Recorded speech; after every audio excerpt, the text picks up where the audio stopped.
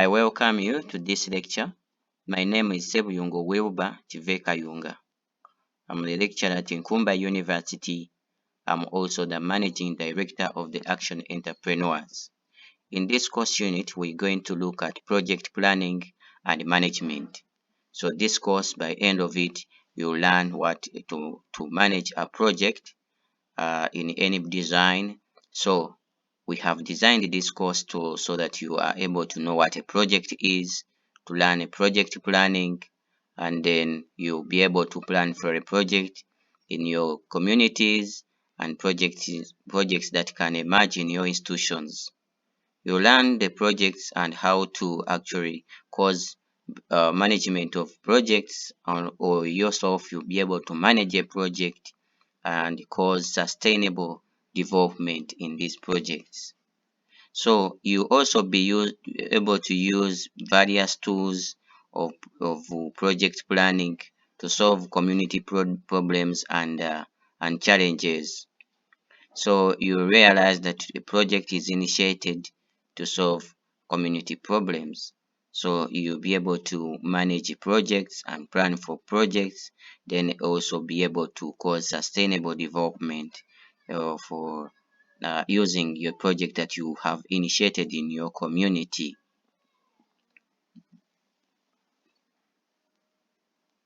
So project planning itself. So this prepares you to work with the teams. We are preparing projects so that you are able to work with teams in causing change through project planning and management. So when you initiate a project, possibly this project you're not going to run it alone. You have all the facilities, you have all the equipment, you have the resources, but you need to work with a team of people so that the project tasks and all the goals, objectives of this project are actually achieved. So by the end of this course, you'll be expected to be able to plan, to be able to implement, to evaluate, and close a successful project. So what is a project then? A project is an endeavor that is planned and established to achieve a defined purpose within a specified period of time.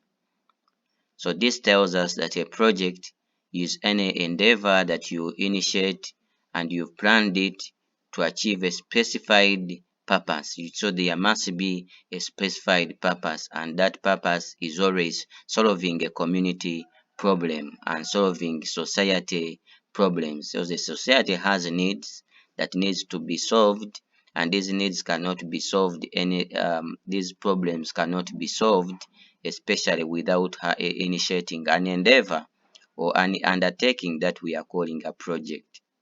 And indeed, the project should have a specified period of time within which this purpose has got to be achieved. So if you have there is a project you are initiating, then it has to be with a specified purpose. That is, the aim has got to be very clear. But also, you should also know that a project has a time frame within which it has got to operate. So a project starts up, so then it operates, and then after achieving that purpose or that aim, then the project can be closed. So the purpose of a project is actually solving a community problem, and after solving this community problem, then the project can be closed. If the community problem persists, then we shall see later that you need to evaluate the strategies that you're using in this project so that you can actually find means of either when the time has come that you had set for the project to close, you can review and see whether the project can be extended forward, or even a new project can be set up which can be so sophisticated and designed to solve that problem in another phase. So the problem you see in the community can actually be social related. Maybe people are having issues of interaction, sexuality issues, and could also be having issues in communication, and all those issues related to interaction, issues of communication, issues of service delivery, sharing resources can actually be social related issues. And also you could also initiate a project that handles health of people and the or hygiene and the health of people. Those projects can be initiated in a community. Projects related to water distribution of social services such as the water access to water, women development and entrepreneurship of women, or even entrepreneurship of any kind of community, either younger people or entrepreneurship of elderly people or any other. It could also be economic in such a way that you look at setting up a project that addresses the people's work style and improving their economy and their businesses, and also could be how to handle finances, and you're training people on how to do that. You could also have a project which is intended to lend people money for a specified period of time, so that the problem within that they are undergoing, after that period of time, they will have stimulated their businesses, and they are able to solve their personal economic challenges. However, you can also have a wide range of the scope of projects. So here you can see that projects can be political related, and then they are initiated to cause social to cause peace and justice in communities, to initiate issues related to how people can actually lead communities effectively, and those projects can be initiated to reach out to beneficiaries such as those in leadership, and those in management of communities, and those in administrative offices. So projects can cover a wide range of, of community issues that you can actually study the needs of the community and be able to see which kind of project you can actually establish to solve such a need, so that the community issues are solved, and the needs of the community are reached by project planning and actually managing a project. So in this section, we have seen that a project is an endeavor or any undertaking that is initiated or planned and established to achieve a defined purpose, and that defined purpose, you need to know it, and then it has got to be established in a specified period of time, so that by the end of that specified period of time, then the aim or that purpose is achieved. Then how do actually projects emerge? If we are to have a project in our community, then possibly how can we have such a project coming into existence? Yes. So any individual in the community or anywhere in the world can pick interest and get concerned about a community challenge. So there is a community challenge which can be as a result of past issues that have been affecting a community, or current issues that have emerged within communities, and then you could even have a prospected challenge. And if this project, if no one gets concerned with a community challenge, then a project cannot be established. So this concern and interest by somebody whom we are calling an individual, it could be you or someone else, picking interest and getting concerned to start solving a challenge of the community. That's where we see, oh, now there is the person is picking an idea. So it comes by getting concerned and interested. You could also be listening to people. You could interact with the people to get to see what challenges they are actually undergoing, so that your interest and the getting concerned is informed by what is actually happening in the community. We can also actually have what we call a problem by observing. We can actually look at the community and observe in this community and hear that, okay, what is actually happening in the community. We have been able to observe and become concerned to solve it. So this is where the ideas are actually picked, and then these ideas are closely studied. When you pick these ideas or that idea, you actually closely study it and research it, then translate that into a plan, which you draft a plan and come up with a framework which can work out in that community.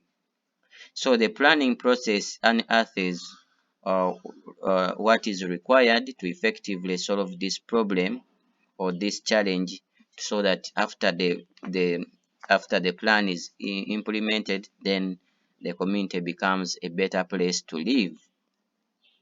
So the individual attracts teams. Now, it is even said that even if a project is to be initiated, it is to be propelled or driven forward by a team of, of members, there is someone who actually picked the idea and started trading this idea and sharing with the team to build up a vision and the purpose, to clarify on the purpose of the project. So there is always somebody who initiates, who perceives the idea and then can share that idea with the team, so that now it becomes a team idea, and building up the plan can also be done by the team after sharing with this team the vision, so that the community is made a better place, lifestyle of people becomes better, and also to have good work, and the community becomes a good place to be. So why do we plan, and what's the purpose of planning? Planning is organized in such a way that if you have ideas and you not organize them, then you cannot actually achieve a plan, because a plan is organizing ideas. So ideas are are placed in such a strategic order, or they are organized in such a sequence, so that they become stages, stage by stage, what is going to be done at each stage or phase. The planning also enables us to organize activities so that these activities don't overlap, that two activities which are supposed, one is supposed to follow the other, are again occurring at the same time, which creates an overlap. So it enables us to set activities in such order that one activity follows the other, or if there are other complementary activities that are going to run at the same time, then they should not be colliding, or what we call overlap in project activities. So even resources are organized. If the plan is in place, then we are able to tell which resources are needed.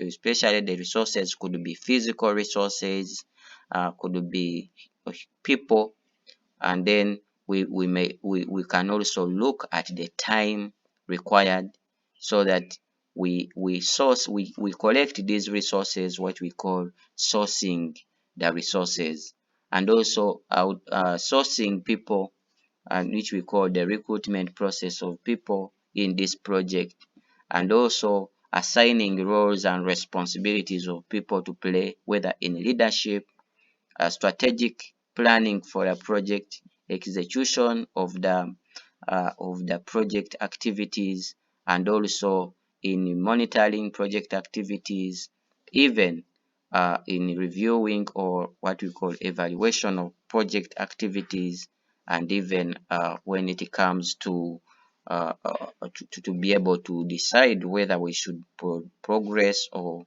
continue with the project, or we should close the project, what we call terminating it.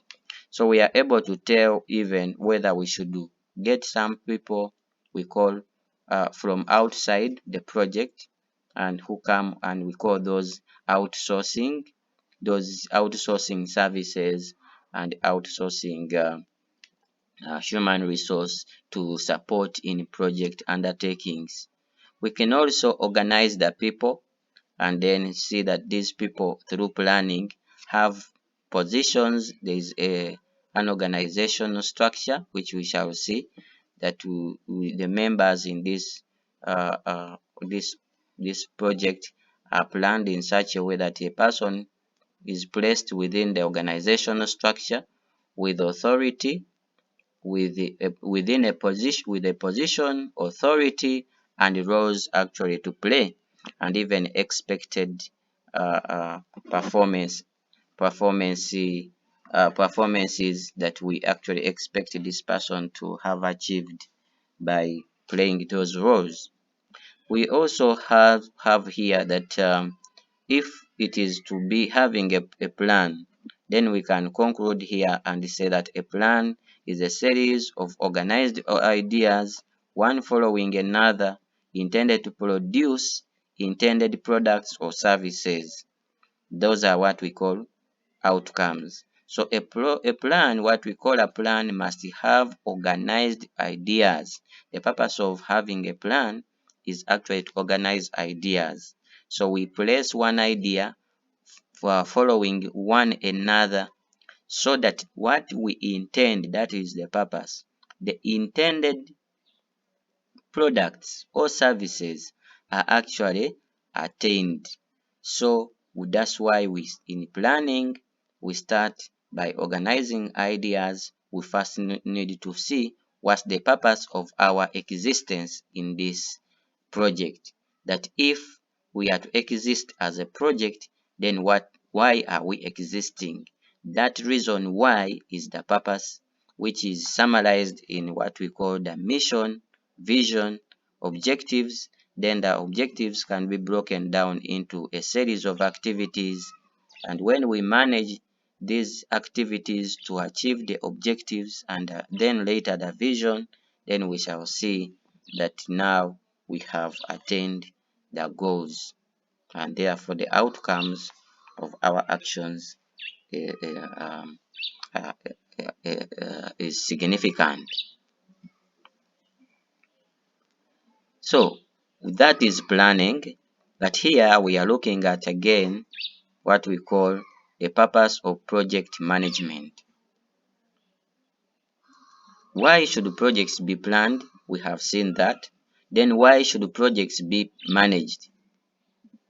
And if you are a planner of the project, we have seen. And now here, when it comes to managing a project, then here you are seeing. Now, the ultimate purpose of managing a project or managing any endeavor is one, cause sustainability. So management causes sustainability of institutions, of projects, of businesses.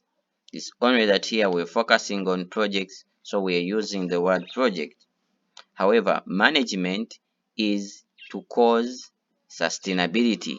Sustainability means that if you found a plan is in place, the resources have been sourced and brought in place, and some of them are really missing, those that you find and the people you find must be sustained, meaning they shouldn't deplete. Or in sustainability, you look at not making sure that everything that is good is maintained. Actually, management maintains and keeps things to operate the right way.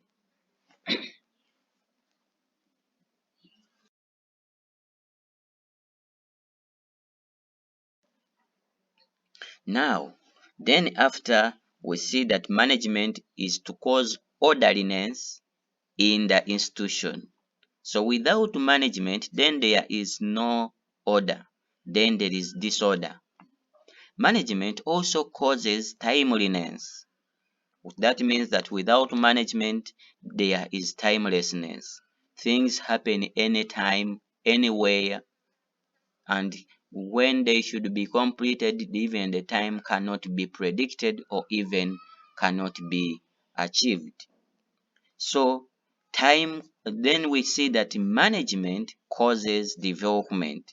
Sustainability, orderliness, and time are key, but then we expect that if you are undertaking management, then there should be development. Now, development is not only about keeping things or maintaining them the right way.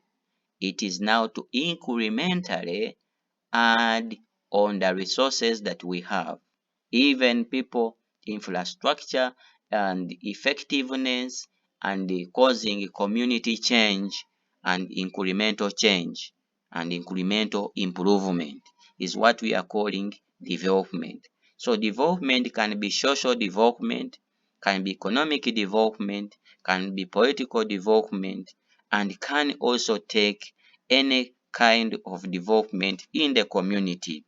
So we expect that a manager of a project actually causes sustainability, causes orderliness, causes timeliness, and development within this project.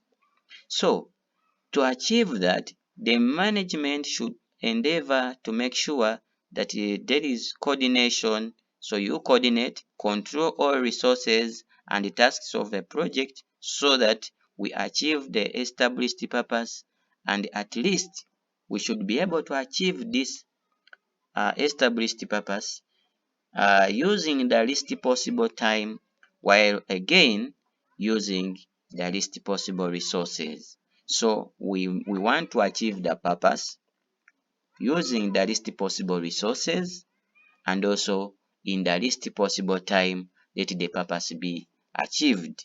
So all these are done by management, where we see that we are taking too long to accomplish a task or too long to actually achieve an outcome, and also using too much of the resources, even unnecessary resources or wasting resources, then we detect that management is not effective. The purpose of management is lost. So even when we undertake some activities and find that they are out of purpose, they are activities undertaken without purpose or outside the purpose for which this project was established, then we say management is not doing its job. So management is key for sustainability and development, basing on the people or these people who are behind it, the quality of their knowledge, their character, and competence. So meaning that when you are to manage, sustainability and development are key, and also to make sure that the people, everyone who is behind this project has got to make sure that the quality of knowledge, the knowledge you have each day keeps on improving. The character that you have and the skills which you packaged here as competencies that you have actually are enabling to cause sustainability and development of this project, so that the ultimate purpose of the project is achieved using the least possible resources and also using the least possible time. Now, in our conclusion, we are looking at what we call the project life cycle. What do we call a life cycle?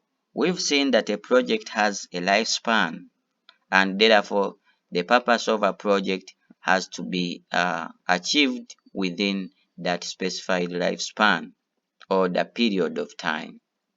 So the project undergoes phases until when the project which has been started goes through until it is closed. So this process all through the project is what we are calling the project life cycle. So a project has life. It can start, it can be born, so it can be initiated, it can be born until all through when it can be closed. So we are looking at a project life cycle according to the studies made by the action entrepreneurs and also the studies made by myself, Wilber, and the further researchers. You can also even add some other researchers who have come up with various frameworks explaining the project life cycle. So a project undertakes stages, is like a metamorphosis, stages which a project has got to fulfill in the time of its existence. So here we're saying one of the stage is the initiation stage.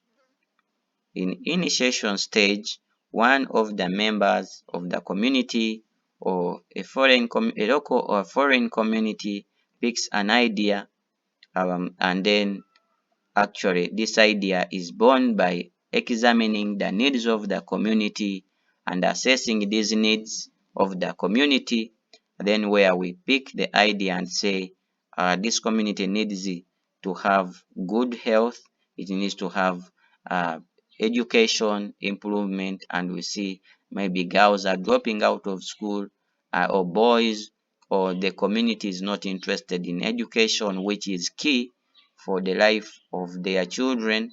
And then we could even find that the community is not illiterate in computer, it's not illiterate in digitization or climatic change, the green transformation, the community is not. Then and a wider range of ideas can be picked by observation, through experiences, and through interaction with the community members, and through even reading media we can pick ideas.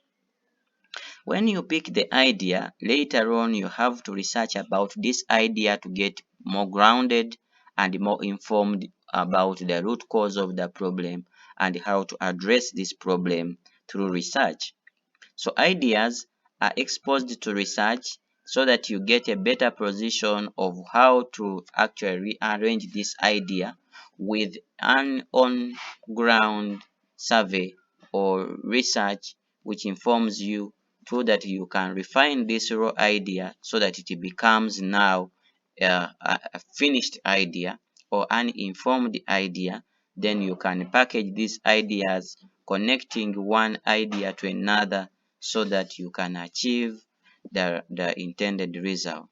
Then there we can enter into what we call a project plan, which plan is now you've already assessed the needs of the people, uh, and you have through research, and you've already also now come up with observation and assessed these requirements on what you need to undertake so that you can come up with something sensible in the community that can have a community impact. So you package all this in a plan. So plans you will see in project planning in detail, where we plan basing on the vision, mission, objectives, goals, and then we also see the series of activities that the project has got to undertake, and those tasks that a project has got to undertake, and also look at the Gantt chart, which tells us what objective, which activities, and then which key performance indicators, and then who is responsible for such an activity, and what do we actually expect to have achieved after that activity, the likely outcomes, and also a framework of when the project activities should be closed and when should the other activity actually picks on. So that is at initiation. It is a plan, which you others call it a design of a project, and then also the resources necessary to actually initiate this project are also noted and included in the plan.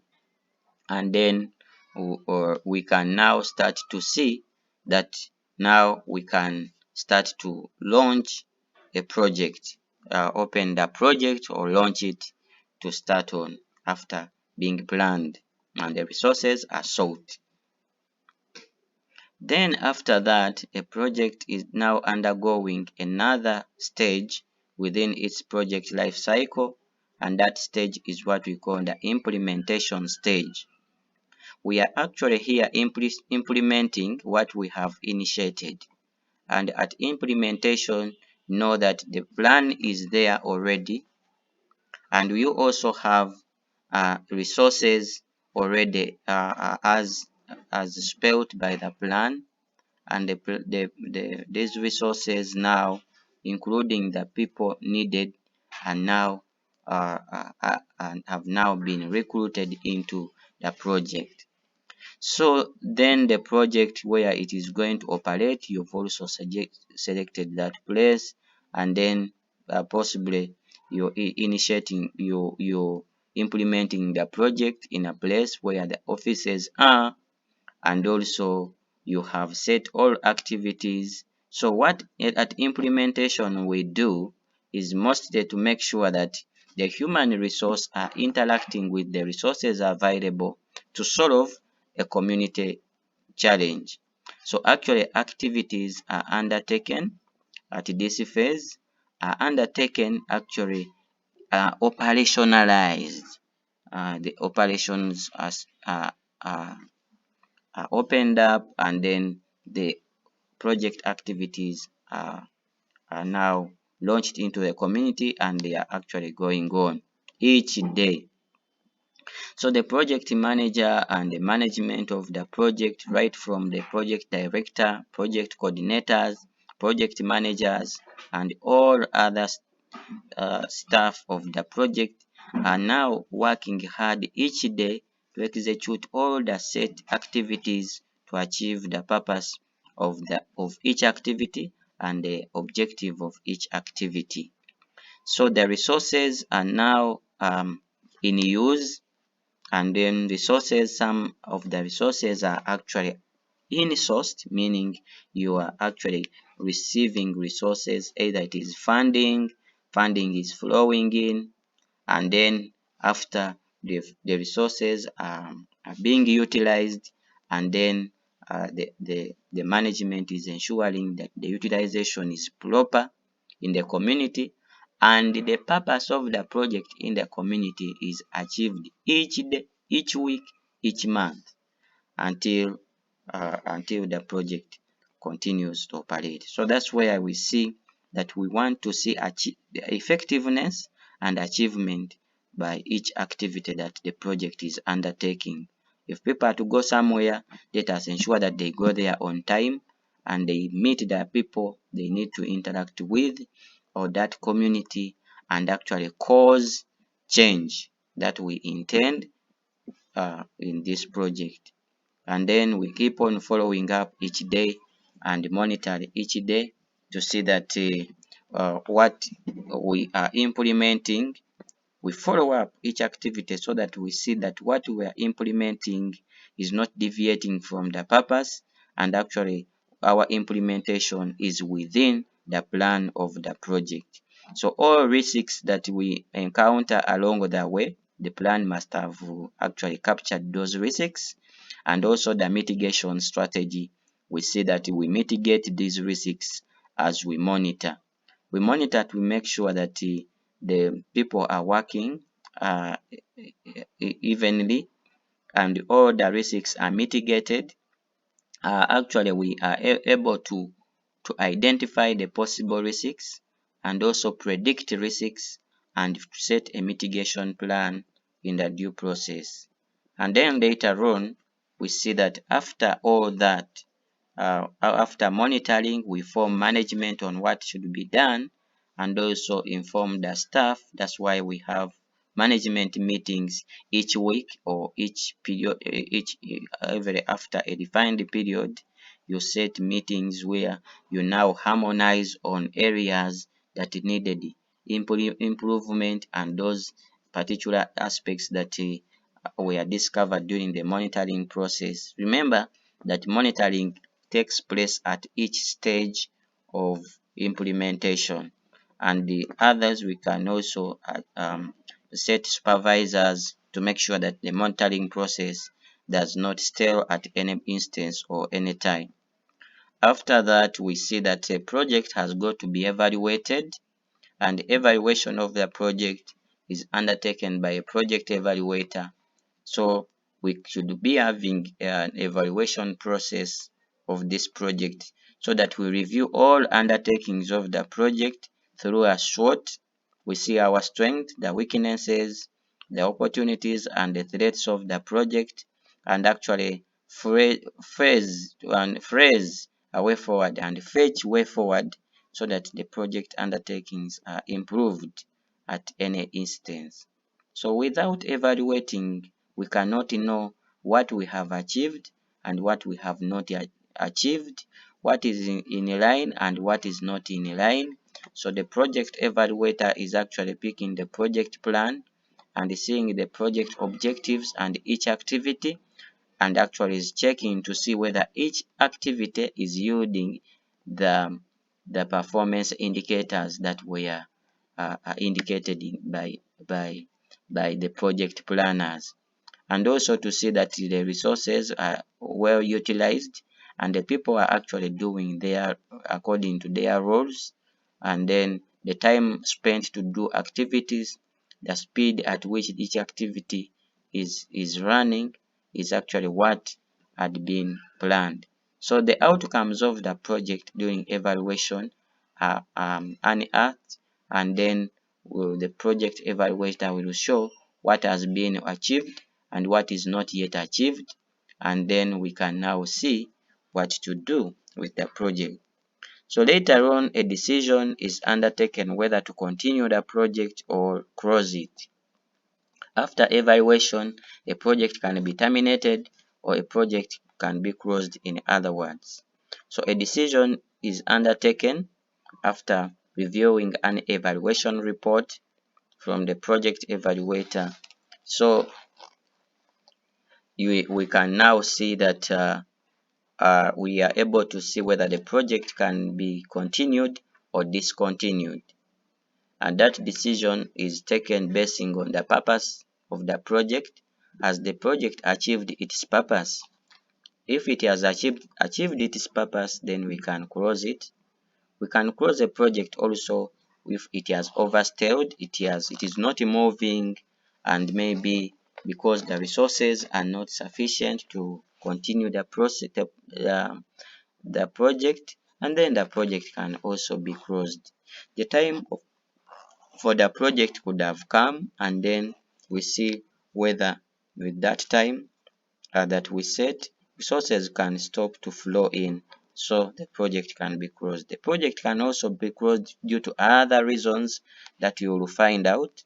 So the project is closed after achieving its purpose, or even can also be prematurely closed before achieving its purpose due to some reasons that are spelled through an evaluation process, and that the managers and the directors of this project can resolve to either discontinue or continue the project. So in summary, a project undergoes some 5 stages. The stage called initiation, implementation, monitoring, then evaluation, and then the continuation or closure of the project. So the project life cycle, other scholars have actually summarized it into 3 stages, such as the stage 1, which they summarize, others summarized into 3 stages, which they call initiation, the project implementation, and also they conclude with project evaluation and closure. However, in this one, we are looking at 5 stages, which we shall be holding according to the research done by the action entrepreneurs and myself, Wilber, Ssebuyungo, Kivekayunga, with additional findings from other scholars. I'd like to close this session here And then my name is Ssebuyungo Wilber Kivekayunga. I studied entrepreneurship education, and I specialized in entrepreneurship education at Nkumba University. I also studied a Bachelor of Leading Change from Estonia, Tallinn in Europe, in the Estonian Business School in Estonia, Tallinn, Europe. I also studied a Master of Education Planning and Management of Nkumba University and an MBA ongoing in Clark International University and a PhD candidate at Nkumba University. I thank you. Let us link up next time. Have a nice day.